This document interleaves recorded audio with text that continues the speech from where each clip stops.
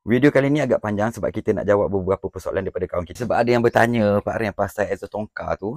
Jadi hari ni kita nak review sikit secara jujur untuk mengenai exhaust tongkar ni lah, tongkar weapon. Okey, korang boleh tengok kat sini Okey, tongkar weapon.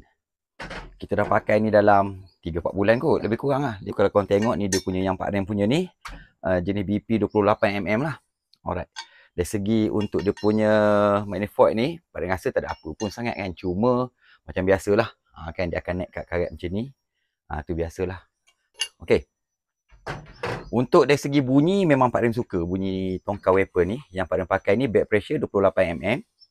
Cuma dia ada beberapa isu lah mengenai exhaust tongkar ni. Pertama kalau korang tengok, ini isu yang paling hangat diperkatakan lah. Nampak? Korang boleh tengok dia punya cover exhaust ni memang kat sini mudah cair tau. Kat sini memang mudah cair. Jadi ni agak menghampakan sikit lah. Jadi sebelum korang nak beli, kalau korang jenis tak kisah, kalau jadi macam ni, yelah sebab dia bahagian tepi kan, tak ada siapa nampak sangat pun kan. Cuma kadang-kadang sakit lah di mata kita ni. Kan ini masalah utama lah yang pertama. Okey, dari segi dalam celah-celah ni, kalau korang tengok, celah-celah ni, kalau korang tengok memang dia mudah naik karat lah. Jadi Pak Aren syorkan kepada korang yang contoh dah beli exhaust, tak kisahlah exhaust tongkar ke exhaust apa ke, kan korang spray dulu dengan selapis ke 2 lapis ke, ikut korang lah. Spray dulu dengan Anchor Ultra ni lah. Yang ni boleh high temperature sehingga 600 darjah Celsius. Sangat bagus lah. 400 ml. Kalau jenis model lain ada yang 300 ml je, tapi harga agak mahal. Yang ni harga RM20 lebih, tapi dapat 400 ml. Kita dah pasang dah, kita dah spray yang dekat dekat exhaust Espada tu. Masih ada balance lagi lah. Pada rasa ni kalau dengan balance yang ada ni, kalau setakat selapis 2 untuk exhaust lain, dapat kot kan. Alright. Isu yang ketiga, okey, kalau korang dengar Pak Ren tunjuk sekejap Pak Ren pasang ni.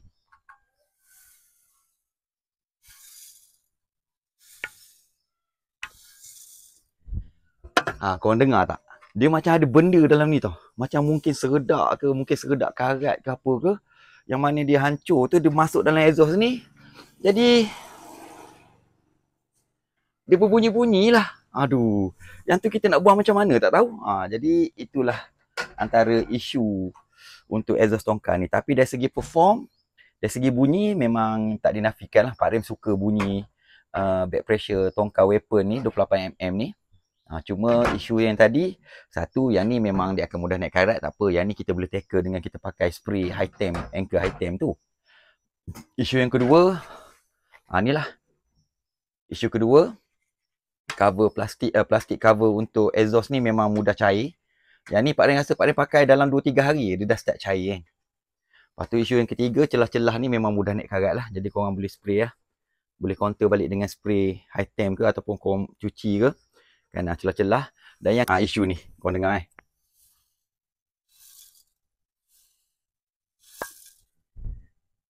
isu berpasir dalam tu. Macam bunyi pasir kan. Macam mana Pak Ren nak buang tak tahu. Jadi kepada korang yang mungkin ada cara untuk buang bunyi-bunyi pasir dalam exhaust tu, korang cuba komen-komen kat bawah tu kan. Kita boleh kongsi sama-sama. Dan kepada korang yang mungkin nak restore balik, nak spray balik korang punya manifold ke, exhaust ke yang mungkin dah naik karat tu, Pak Ren suggestkan korang dapatkan Anchor Ultra H2 Plus High Heat Matte Black. Okay, ingat yang warna biru, warna flat black, yang warna merah tu untuk hitam kilat lah. Okay, jadi boleh dapatkan dekat mana? Dapatkan dekat link di bawah. Alright.